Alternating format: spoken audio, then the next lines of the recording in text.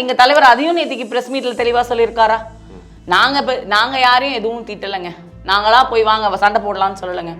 ஆனா வேலுமணி மாதிரி, ஜெயக்குமார் மாதிரி பல்வேறு தலைவர்கள் தேவையில்லாம பேசி தேவையில்லாத பிரச்சனைகளை கிரியேட் பண்ணி ஒண்ணுமே உப்பு பெறாத விஷயத்த பண்ணி ஊதி பெருசாக்கி பண்ணதுதான்.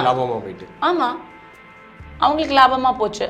அது கூட நாங்க ரெக்ரெட் பண்ணல, எங்க தலைவரை பொறுத்த வரைக்கும் அதை ரெக்ரெட் பண்ணல. ஏன்னா நீங்க என் கூட நிக்க மாட்டீங்க அப்படின்னா அப்போ உங்களோட ஸ்ட்ரென்த்தும் இங்க நீங்க தெரிஞ்சிருக்குல்ல. 8 இடத்துல ஏடிஎம்கே வந்து டெபாசிட் இழந்திருக்குன்னா ஏடிஎம்கேயும் சும்மா கட்சி கிடையாதுங்க. டிஎம்கே எந்த அளவுக்கு களத்துல வந்து வேலை செஞ்சிருக்காங்களோ இவ்வளோ வருஷம் அவங்களும் வேலை செஞ்சிருக்காங்க.